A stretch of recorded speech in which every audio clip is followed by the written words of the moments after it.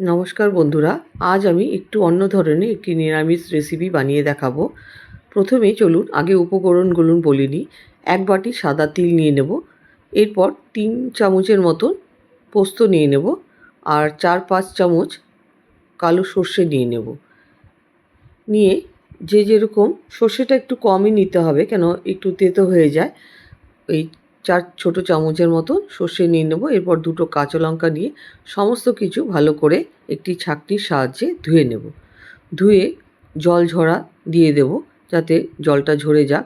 এরপর একটি কড়াই ভালো করে গরম করে আঁচটা একটু সিম রেখে পুরো উপকরণটা কড়াইতে কাঠকোলা আস্তে আস্তে ভেজে নেব। মনে রাখবেন, আগুনটা কিন্তু একদমই লোতে রাখবেন, গ্যাসের নখটা। তো এরপরে সমস্ত কিছু আস্তে আস্তে ভেজে নেব যতক্ষণ জলগুলো শুকিয়ে না যাচ্ছে। দেখবেন আপনি সব তিলগুলো ফুলে যাচ্ছে আর ফটফট করে ফাটছে, তখনই বুঝতে পারবে যে তিলটা খুব সুন্দর ভাজা হয়ে গেছে। এরপর একটি পাটাতে আমি সমস্ত কিছু দিয়ে দেব। আপনারা চাইলে মিক্সিতেও বাটতে পারেন, কিন্তু এই তিল বাটা ব্যাপারটা মানে পাটায় বাটলেই খুব স্বাদটা খুব ভালো আসে, আর মিক্সির স্বাদটা একটু অন্যরকম হয়। যে কোনো মশলা আপনি দুই রকমের স্বাদের বুঝতেই পারবেন। এরপর স্বাদ অনুযায়ী একটু চিনি দিয়ে দেবো, দিয়ে সমস্ত কিছু খুব ধৈর্য সহকারে আস্তে আস্তে বেটে নেব। এই সাদা তিল বলতে নেই বন্ধুরা, পেটের পক্ষে ভীষণই ভালো। মাঝে মাঝেই এরকম তিল বাটার রেসিপি খাওয়া উচিত, আর খেতেও সত্যি অসাধারণ লাগে। আমার কাছে কাঁচা নারকেল ছিল না, নারকেল 2টো টুকরো দিলে খুবই ভালো লাগে। তাছাড়া এইভাবেও খেয়ে দেখবেন, খুবই স্বাদের হয়। তো সমস্ত কিছু আমি খুব ভালো করে মিহি করে বেটে নেব।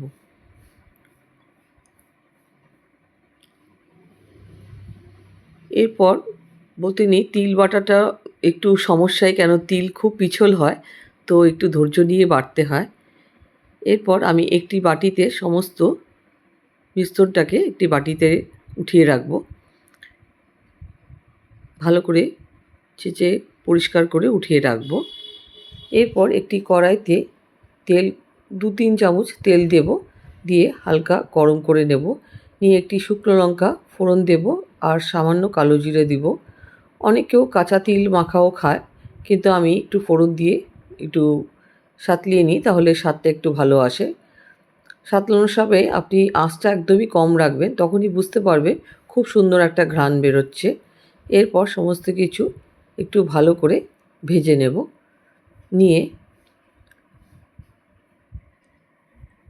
এই গ্যাস অফ করে তখনই 1 চামচের মতন কাঁচা সর্ষের তেল দিয়ে পুরো মিশ্রণটাকে একটু মেখে নেব।